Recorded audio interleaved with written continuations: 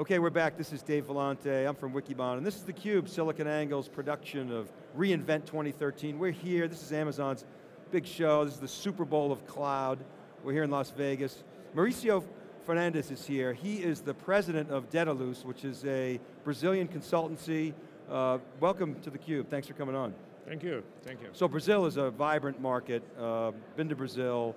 It's a very IT savvy market, obviously a lot of banks. It's the biggest market in South America, so quite advanced.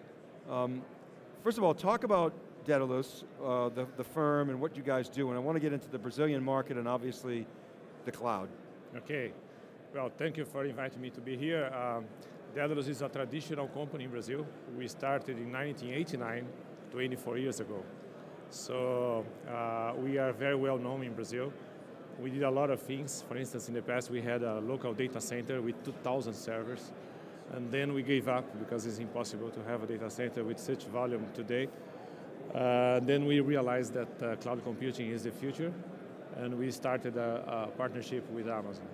And we grew a lot, and today we are one of the major partners of AWS in the world. In Latin America, the number one also. So 1989, in fact I was just talking to somebody and I said, you know, this reminds me of the early 1990s, this being the whole migration of applications to the cloud. Yeah. You remember, I'm sure, the downsizing trend, right? All the a lot of mainframes in Brazil. Yeah. And then almost overnight, from 1991 to let's say the late 90s, all the apps went off the mainframe to client server. And you're seeing a similar migration to the cloud. Do you buy that analogy? Are there similarities that we can draw on and learn from? Yes, it's similar, but cloud computing has something that is very different. It's not only for the IT. So the CIO, the guys from IT, they realize that they are in a shift that will provide to them the opportunity and the risk of helping the entire company. They are not changing a big server for a small server. They are eliminating the server, and they are doing something that is not only IT, but it's internet in general. So they have to deal with the guys from marketing services, sales, etc., etc. It's a new word for them. Yeah, so you're right. Back then, even though I could argue that a lot of the client server was enabled by the client, and that was sort of non-IT, but it was about personal productivity. It wasn't about organizational productivity, which is what the cloud is about. It's like Andy Jassy says, the question you should be asking is, how can you make your company more productive? How can you serve your customers better? That's not a question we asked back in the 1990s. Yeah, and that's a big problem because all of us from IT, we are not prepared for those questions. So the fear is huge in general. When you go to a CIO of a big company, which is the target that we have, we see a lot of fears because those guys, they have been trained to discuss only IT. And now, all of a sudden, they have to solve problems about sales, presentations, internet in general, etc. It's not easy.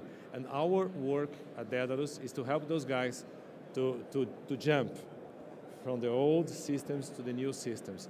And we are trying to do this all the time. So Mauricio, if I had to draw a bell curve, speaking about your local market, and maybe slice it into three. Those CIOs that are really get it and embracing the cloud, they see the future and they say, we want to be a part of this. Those that are, say, fearful, but realize something's coming, and those that are digging their heels in, saying, no way, cloud. How would you say that pie or that bell curve breaks up? What rough percentages do you see? It's a great question. I mean, this is changing all the time. The market in Brazil, I think it's the same here in the United States, but in Brazil this is changing in a fast speed. So what is moving then to the cloud is dropping costs, agility, and best services. So there is a moment that you don't discuss, you no longer are discussing, well, should I go or not, should I decide? Well, you have a very emergential situation, a critical situation. So I used to say that Dedalus is like an emergency room where the guys goes and say, well, I am with pains and I have to go now, okay? So this is happening all the time. We discuss with customers for 1 year, 2 years, and all of a sudden they have a pain and they have to move in the same moment. So that's very interesting. In the past, when you said about the mainframes, it was a process for a long time, 1 year, 2 years, 3 years. Now it's weeks. Okay, and those guys, they changed it a lot. Of course, Brazil, we have a lot of, let's say, more old-fashioned people that say that, let's say, well, cloud is not for me, we are not prepared, but then all of a sudden they have a situation that they have to move. It's incredible seeing this. And we help those guys to understand that, well, it's okay, we see this before, we are doing this all the time, so we can help you as well. When did you when did you realize that AWS, I mean, so AWS was announced in 2006. Mm-hmm. How long after did you realize this was the future and something that you were going to sort of bet your business on? 2009. Okay. And I will tell you what I did. I gave up everything that I was doing, all the types of services, and embraced the idea of AWS. Total pivot. Totally. Yeah, yes. wow. So I say, well, I don't want this. I will not start with a small people thinking about cloud computing. I will focus my company totally to cloud computing. And this is one of the advices that I say. This is not for a hobby. Okay, cloud computing, you have to go deeper to understand that. So since 2009, we recreated a new company totally on cloud computing. So today we are working with AWS and Google also for the Google apps. And all our projects, they are totally devoted to cloud computing. That's the key of success. We haven't talked much about it at this show, but I would observe that your timing is impeccable, because I'd say, okay, 2006 to 2009 was basically tinkerers, it was developers playing around with AWS. 2008, when the economy crashed in the fall of 2008 and 2009, and we've been saying this, and I heard Andy Jassy say it in a meeting I had with him recently, that economic downturn accelerated the move to cloud in our client base by at least 24 months. Mm-hmm. Everybody said we have to shift to a variable expense. Don't spend money on servers. And then coming out of the downturn, things are actually pretty good from a spending standpoint, but you saw a lot of shadow IT, what we call shadow IT, marketing departments, research departments, doing it on their own. And now our premise is that 2014, we're going to be entering the phase of CIOs embracing this. Now, based on what you said earlier, maybe not so much, maybe the CIOs will, but what do you think about that? Did you see that huge spike in interest as the economy turned down? Yeah. Your business started to explode, is that what happened? Exactly, that's the idea. I mean, when you are in a crisis, like 2009 or today, a company will look for reducing costs and agility. That's why we are here. I mean, cloud computing is the same. I mean, agility is an incredible agility compared with what we had 10 years ago, and reduce the costs. So we are speaking the proper word for those guys. So 2013, 2014, we will envision a huge acceleration on cloud computing, because all the fears, you have fears when you don't have the CEO of the company saying, well, I have to reduce your budget for 30%, 40% because we are in a bad situation, or I have you to help the shadow, the gray IT departments on marketing, etc., because we have to be more agile, we have to recreate our company as well. So I believe that the next 2 or 3 years will be will be the golden age for the enterprise cloud computing. And then, again, in your timing, you had the Google effect in 2009. I know we as a company moved to Google Apps, Google Email. We were a Microsoft shop. We moved to Google Apps around that time, largely because Microsoft 360 wasn't ready at the time. But it is now. So what are you seeing there in the marketplace? Microsoft's coming on a lot stronger in the apps. What too early, too late, in my opinion. A little too late, yeah? We are living in a moment that months are like years in the past, right? So Google is doing that since 2007. Yeah, right. AWS since 2006. So despite of the fact that Microsoft, of course, is the big company, but I don't think they have the focus. I don't think they have the proper timing to compete with AWS or Google as well. No, so AWS, multiple data centers in Brazil, correct? Yeah. Yeah, and Brazil just passed some laws recently requiring that for certain industries, Yeah. I didn't read the law, but Yeah. I've heard about it secondhand. Certain industries will require data must be stored in Brazil. Is that right? Maybe Yeah. you could add some color to that. Yeah, that's correct. Well, it's not already available, the law. They are voting for the law on the Senate. But probably that will be the shape. I mean, the data should be in Brazil, okay?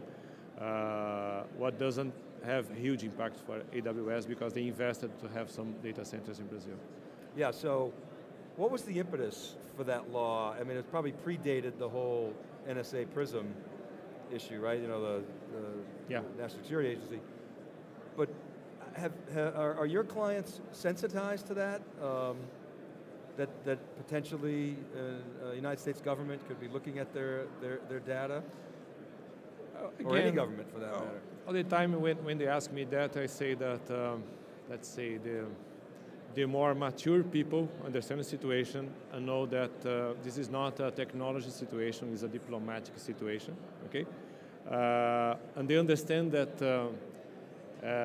they have to encrypt their data, their datas. They have to concern more about security, but they understand that cloud computing is the best way to place your data. They are unsecure inside your house.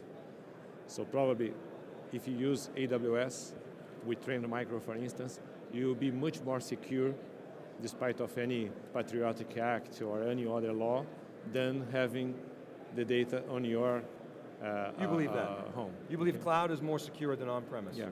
Now, a lot of banks in Brazil, a lot of financial institutions. Yeah. I guarantee some IT practitioner inside those financial institutions would say, no way.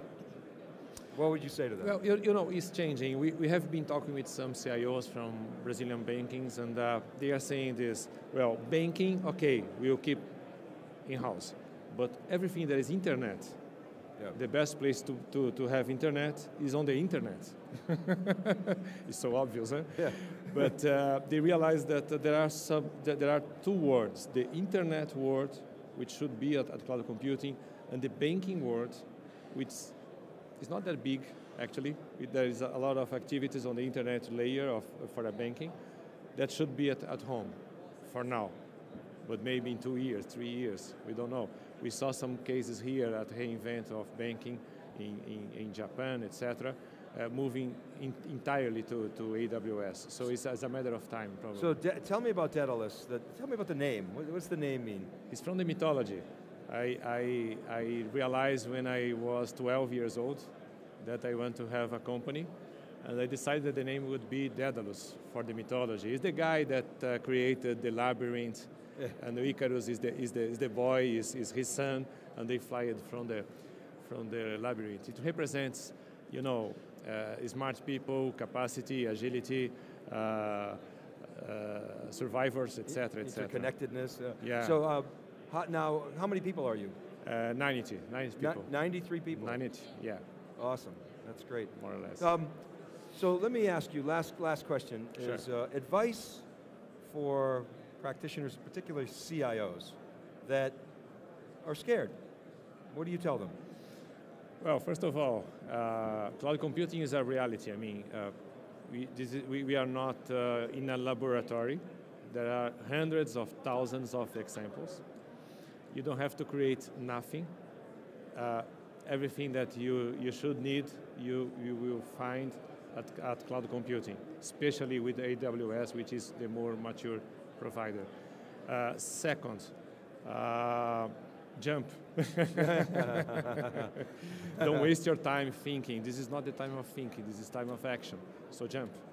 That's the idea. I said last question, I want to ask you one more. You're going to go back to Brazil and people are going to say, hey, how was reInvent? What are you going to tell them? What's the bumper sticker that you're going to put on the show? reInvent 2013, what's the short phrase that describes it? In one word, recreate. I think that we are not only reinventing, we are recreating the entire platform of technology as it should be since the beginning. I mean, more close to the people and not close to the technology itself. So here we see people that is not, let's say, totally IT-oriented, they are more people-oriented. which is something that we expected to have on the 20th century, and it's happening now. So recreate, I think, is the proper word for reinvent. Mauricio Fernandes, thanks so much for coming on theCUBE. My pleasure. Great example of innovation going on outside of the United States. Huge opportunities for Amazon. It's a global market. Yeah. It's a multi-trillion-dollar marketplace, and really appreciate your time. Thank you. Thanks very much. Thank you. All right, keep it right there, everybody. We'll be right back with John Furrier, my co-host, and our next guest right after this. This is theCUBE, we're live from reInvent.